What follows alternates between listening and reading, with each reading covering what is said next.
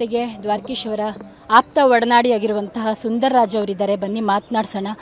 Sir, ಒಬ್ಬ ನಟ, ನಿರ್ದೇಶಕ, ನಿರ್ಮಾಪಕನಿಗೆ ಆಗುವಂತಹ ಸವಾಲುಗಳು ನಿಮ್ಮ ಗಮನಕ್ಕಿರುತ್ತೆ. ಅಂತಹ ಸವಾಲುಗಳನ್ನು ಮೆಟ್ಟಿ ನಿಂತ ಧೀಮಂತ, 60 ವರ್ಷಕ್ಕಿಂತ ಹೆಚ್ಚು ವರ್ಷ ಸಿನಿಮಾ ರಂಗದಲ್ಲಿ ಪೂರೈಸಿದಂತಹ ಧೀಮಂತ ಕಣ್ಮರೆಯಾಗೋದ್ರು. ತಮ್ಮ ಆಪ್ತರು ಏನು ಹೇಳ್ತೀರಿ? ಮೊದಲನೇದಾಗಿ ಅವರ ಆತ್ಮಕ್ಕೆ ಶಾಂತಿ ಸಿಗಲಿ. ಕನ್ನಡ ಚಿತ್ರರಂಗವನ್ನು ಅವ್ರು ಕಂಡಂತೆ ಇನ್ಯಾರೂ ಕಂಡಿಲ್ಲ, ಅದಂತೂ ಭಾಳ ಸತ್ಯದ ಮಾತು. ಅವರು ಒಬ್ಬ ನಟನಾಗಿ, ಒಬ್ಬ ಕಾಮಿಡಿ ನಟನಾಗಿ ಬರಬೇಕು ಅಂತ ಅಷ್ಟೇ ಆಸೆ ಇದ್ದಿದ್ದು ಅವ್ರಿಗೆ. ಯಾಕೆಂದರೆ ಹುಣಸೂರು ಕೃಷ್ಣಮೂರ್ತಿಯವರ ತಂಗಿ ಮಗ ಅವರು. ನಾನು ಅವರ ಒಡನಾಟ ನನಗೆ ಶುರುವಾಗಿದ್ದು ಪೆದ್ದಾಗೆದ್ದ ಅಂತ ಒಂದು ಸಿನಿಮಾಯಿಂದ.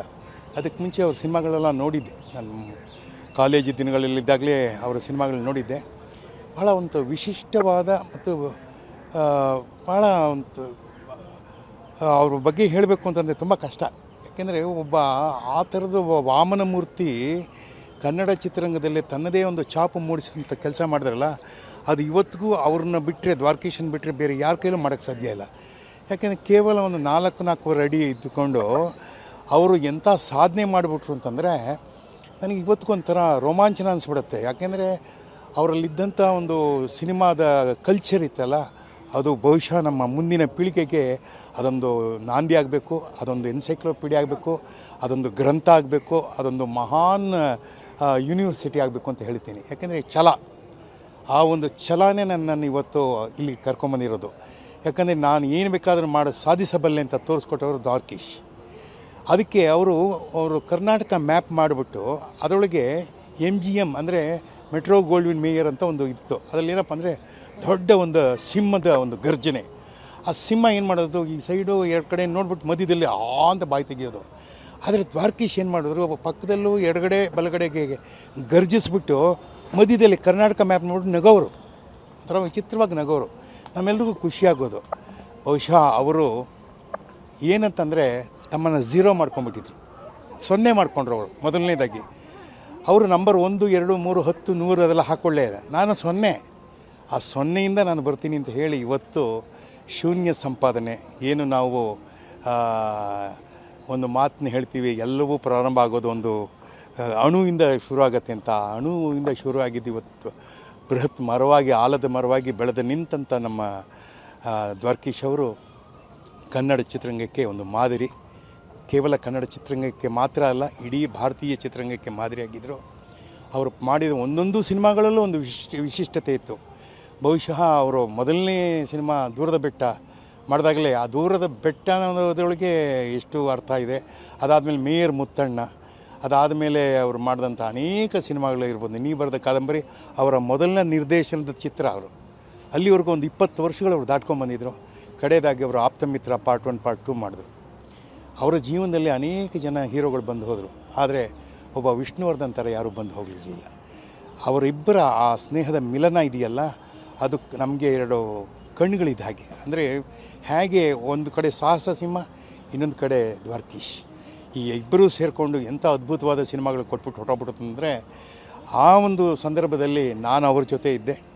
ಬಹುಶಃ ಪ್ರತಿಯೊಂದು ಸ್ನೇಹದಲ್ಲಿ ಒಂದು ಸ್ನೇಹನೂ ಇರುತ್ತೆ, ಒಂದು ಜಗಳ ಇರುತ್ತೆ, ಒಂದು ಮುನಿಸಿರುತ್ತೆ. ಅದನ್ನೆಲ್ಲ ದಾಟಿ ಒಂದು ಬದುಕಿರುತ್ತೆ. ಆ ಬದುಕನ್ನು ಕಟ್ಟಿಕೊಟ್ಟವರು ವಿಷ್ಣುವರ್ಧನ್ ಹಾಗೂ ದ್ವಾರಕೀಶ್. ಒಂದು ಉತ್ತಮ ಪದ ಬಳಸಿದ್ರಿ, ಸಿನಿಮಾ ಕಲ್ಚರ್ ಅಂತ ಹೇಳಿ. ಕನ್ನಡ ಚಿತ್ರರಂಗದ ಶ್ರೀಮಂತಿಕೆಯನ್ನು ಸಾಕಷ್ಟು ಜನರು ನೀವು ಎತ್ತರಕ್ಕೆ ತಗೊಂಡು ಹೋದ್ರಿ. ಅವರು ಪ್ರಮುಖರು ಅಂತ ಅನ್ಕೋಬೋದಾ ಅಂತ? ಖಂಡಿತ, ಅದರಲ್ಲಿ 2ನೇ ಮಾತೇ ಇಲ್ಲ. ಯಾಕೆಂದರೆ ಕನ್ನಡಕ್ಕೊಬ್ಬನೇ ಕೈಲಾಸಂ ಅಂತ ಒಂದು ಮಾತಾಡ್ತಾರೆ, ಕನ್ನಡಕ್ಕೊಬ್ಬರೇ ರಾಜ್ಕುಮಾರ್ ಅಂತ ಹೇಳ್ತಾರೆ. ಅದಕ್ಕೆ ಕನ್ನಡಕ್ಕೊಬ್ಬನೇ ದ್ವಾರಕೀಶ್. ಆ ದ್ವಾರಕೀಶಲ್ಲಿ ಏನಪ್ಪ ಅಂದರೆ, ಅವರು ಕೇವಲ ನಟನಾಗಿ ತೀರ್ಕೊಂಡಿದ್ರೆ ಯಾರು ಅಂತ ಮಹತ್ವದ ಪಾತ್ರ ವಹಿಸ್ತಾ ಇರಲಿಲ್ಲ. ಅವರು ನಿರ್ಮಾಪಕ ಆದರು, ಒಳ್ಳೊಳ್ಳೆ ಸಿನಿಮಾ ಮಾಡಿದ್ರು, ನಿರ್ದೇಶಕರು ಆಗಿಬಿಟ್ರು. ಆಮೇಲೆ ಕೇವಲ ನಿರ್ದೇಶಕರು ಮಾತ್ರ ಒಂದು ರೀತಿ ಒಂದು ಕಲ್ಚರ್ ಆಗಿಬಿಟ್ರು ಅವರು. ಇಡೀ ಕರ್ನಾಟಕದಲ್ಲಿ ಇವತ್ತು ಏನು ನೀವು ನೋಡ್ತಾ ಇದ್ದೀರಾ, ಸುತ್ತಮುತ್ತ ಇಷ್ಟು ಜನ ನೋಡ್ತಾ ಇದ್ದೀರಾ, ಇಷ್ಟು ಪೊಲೀಸ್ ಬಂದೋಬಸ್ತು ತನ್ನ 83ನೇ ವಯಸ್ಸಲ್ಲಿ ಮರ್ತು ಹೋಗೋವಂಥ ಒಂದು ಸಂದರ್ಭದಲ್ಲಿ ಜನ ಮತ್ತೆ ಜ್ಞಾಪಿಸ್ಕೊಳ್ತಾ ಇರೋದು ದ್ವಾರಕೀಶ್ ಅವರು ಕೊಟ್ಟ ಕೊಡುಗೆ ಇದೆಯಲ್ಲ ಸಿನಿಮಾ ರಂಗಕ್ಕೆ, ಅದನ್ನು ನೆನೆಸ್ಕೊಂಡು ಜನ ಬರ್ತಾ ಇದ್ದಾರೆ ಹೊರತು ಅವ್ರು ಸುಮ್ಮನೆ ಸಿನಿಮಾ ನಟ ಅಂತ ಬರ್ತಾ ಇಲ್ಲ. ಅವರೊಂದು, ಅದಕ್ಕೆ ನಾನು ಮುಂಚೆ ಹೇಳಿದೆ, ಅವ್ರು ಮಾಡಿಕೊಟ್ಟಂಥ, ಅವರು ಬಿಟ್ಟು ಹೋಗಿರೋಂಥ ಇದೆಯಲ್ಲ ದಾಖಲೆಗಳು, ಅದನ್ನು ಯಾರೂ ಮುರಿಯೋಕ್ಕಾಗಲ್ಲ.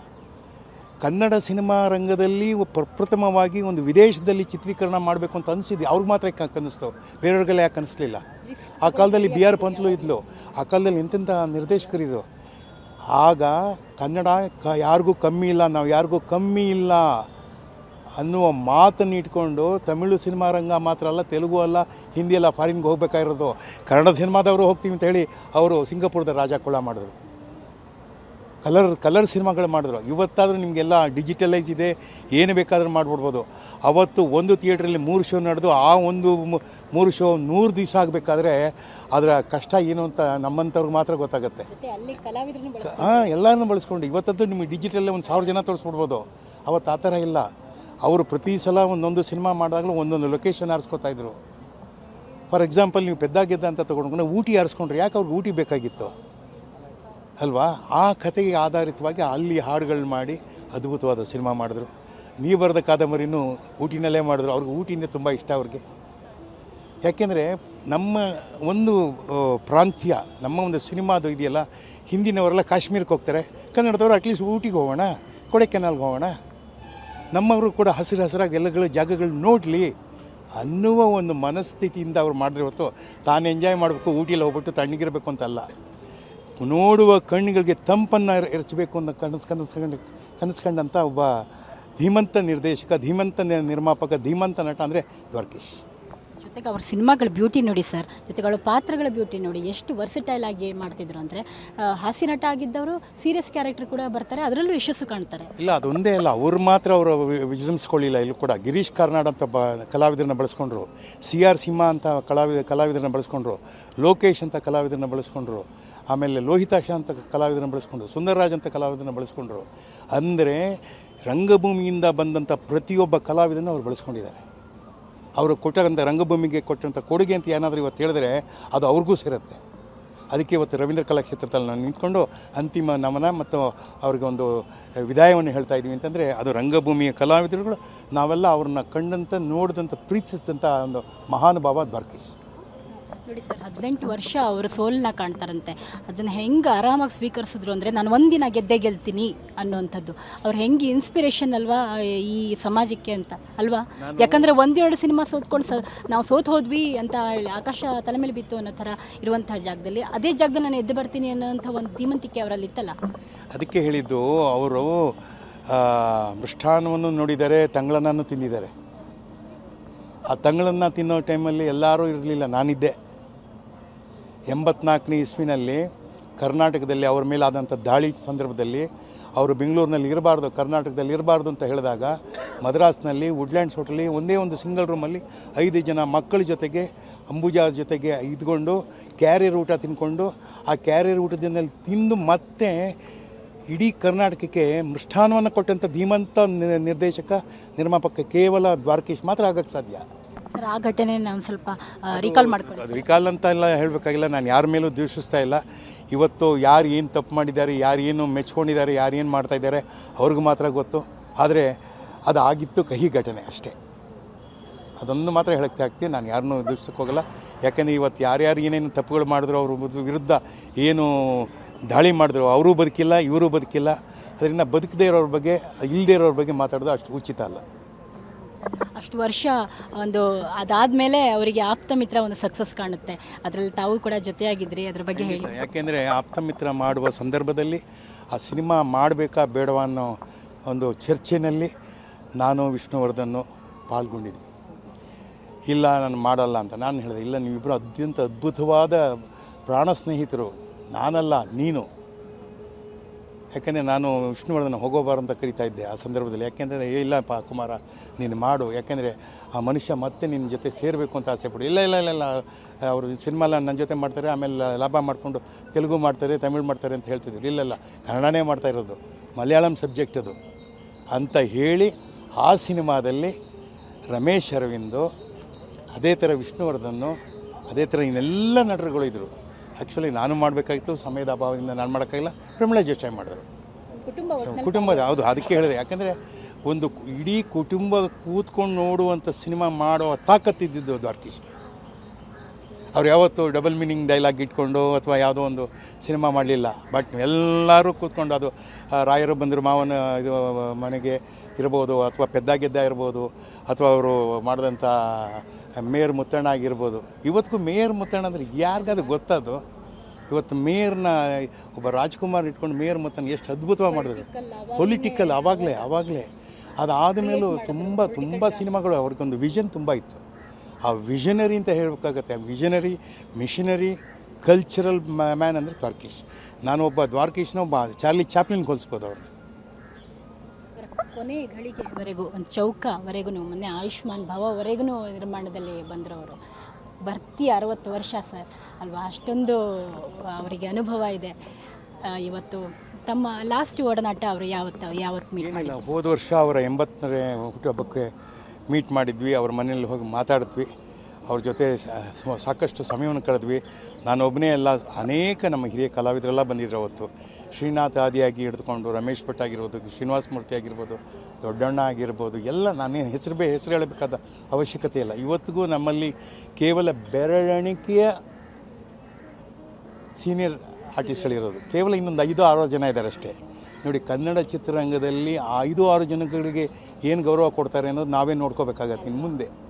ಅಂದರೆ ಅವರು ಮಾಡಿದಂಥ ಕೆಲಸ, ಅವ್ರು ಬಾಳಿದಂಥ ಬದುಕನ್ನು ಎತ್ತಿ ಹಿಡಿಬೇಕು ನಾವು ಅಷ್ಟೇ. ಸೊ ನಾನು ಒಂದು ಫೈನಲ್ ಆಗಿ ಅವ್ರುಗಳಂದರೆ ಐ ಸಲ್ಯೂಟ್ ದ್ವಾರಕೀಶ್ ಫಾರ್ ಏನು ಅವರು ಸಿನಿಮಾ ರಂಗಕ್ಕೆ ಕೊಟ್ಟ ಕೊಡುಗೆಯಾಗಿದೆ. ಅದಕ್ಕೆ ಒಂದು ಸ್ಟ್ಯಾಂಡಿಂಗ್ ಓವೇಷನ್ ಇವತ್ತು ನಾವು ಮಾಡಿಕೊಡ್ಬೇಕಾಗಿದೆ. ಅದೇ ನಾವು ಅವ್ರು ಕೊಡಬೇಕಾದ ವಿದಾಯ ನಾವು ಅಂದರೆ ಅದೊಂದು ಮಾಡಬೇಕಾಗತ್ತೆ. ಅವರೆಲ್ಲ ಇದ್ದಂಥ ಮಹದಾಸೆ ಏನಪ್ಪ ಅಂದರೆ ಆಲದ ಮರ ಅಂತ ಒಂದು ಸಿನಿಮಾ ಮಾಡಬೇಕು. ಆಲದ ಮರ ಅಂದರೆ ಒಂದು ಹೆಮ್ಮರ. ಆ ಹೆಮ್ಮರದ ಕೆಳಗಡೆ ಇಡೀ ಕನ್ನಡ ಚಿತ್ರರಂಗದ ಎಲ್ಲ ಕಲಾವಿದರು ತಂತ್ರಜ್ಞರು ಸೇರಿ ಕೆಲಸ ಮಾಡಬೇಕು. ಒಂದು 10 ಕಮ್ಯಾಂಡ್ಮೆಂಟ್ಸ್ ಥರ ಪಿಕ್ಚರ್ ಆಗಬೇಕು ಅಂತ ಅವ್ರ ಆಸೆ ಇತ್ತು. ನಿಮಗೆ ನೋಡಿ, ಎಷ್ಟು ಇಡೀ ಕುಟುಂಬ, ನಿಮ್ಮ ಮಗಳು ಕೂಡ ಆ್ಯಕ್ಟ್ ಮಾಡಿದ್ದಾರೆ ಅವ್ರ ಬ್ಯಾನರ್ನಲ್ಲಿ, ಇಡೀ ಕುಟುಂಬ ಜೊತೆಗಿದೆ. ಇಡೀ ಕುಟುಂಬ ಅನ್ನೋದಕ್ಕೆ ಕಾರಣ ಇಷ್ಟೇ, ಅವ್ರಿಗೂ ನಮಗೂ ಒಂದು ಒಡನಾಟ. ದ್ವಾರಕೀಶ್ ಯಾವತ್ತೂ ಏನಂತಂದರೆ ಯಾವುದೇ ಒಂದು ವಿಚಾರ ಇದ್ರೂ ಫೋನ್ ಮಾಡಿ ಕೇಳಿ ಜೊತೆಯಲ್ಲಿರೋರು. ಅವರು ಮೊನ್ನೆ ನಮ್ಮ ಶೈಲಜಾ ಅವರು ಹೇಳಿದ್ರು, ಅವರು ತೀರ್ಕೊಳ್ಳೋಕೆ ಒಂದು 4-5 ದಿವಸಕ್ಕೆ ಮುಂದೆ ಸುಂದರ ಫೋನ್ ಮಾಡಿಲ್ಲ ಅಂತ ಹೇಳ್ತಾ ಇದ್ದಾರಂತೆ. ಯಾಕೆಂದರೆ ಅವ್ರು ಯಾವಾಗಲೂ ಫೋನ್ ಮಾಡಿ ಏನಾದರೂ ಒಂದು ಕೇಳೋರು, ಏನೋ ಮಾಡ್ತಿದ್ಯಾ, ಹಂಗೆ ಪ್ರಮಿಳಾ ಹೇಗಿದ್ದಾಳೆ, ಮೇಘನಾ ಹೇಗಿದ್ದಾಳೆ, ನಿಮ್ಮ ರಾಯನ್ ಹೇಗಿದೆ ಕೇಳೋರು ಅವ್ರಿಗೆ. ಯಾಕೆಂದರೆ ನಮ್ಮ ಮನೇಲಿ ನಡೆದ ಘಟನೆಯಲ್ಲಿ ಅವ್ರಿಗೂ ನೋವು ತುಂಬ ಇತ್ತು. ಯಾಕೆಂದರೆ ಒಂದೇ ಸಿನಿಮಾ ಅವ್ರು ಮಾಡಿದ್ದು ನಮ್ಮ ಚಿರುಣಿ ಮೇಘನಾನ ಇಟ್ಕೊಂಡು ಆಟಗಾರ ಅಂತ. ಒಂದು ಆಟಗಾರ ಅಂದರೆ ಪ್ಲೇಯರ್, ಆ ಆಟಗಾರ ಎಂಥ ಟೈಟಲ್ ನೋಡಿ ಅವ್ರಿಗೆ. ಸೊ ಪ್ರೀತಿ ಹೌದಪ್ಪ, ಹೌದು. ಈ ಒಂದು ಸಂದರ್ಭದಲ್ಲಿ ಅವರು 2 ಮಕ್ಕಳು ಪಾಪ ವಿದೇಶದಿಂದ ಬಂದು ಬಂದಿದ್ದಾರೆ.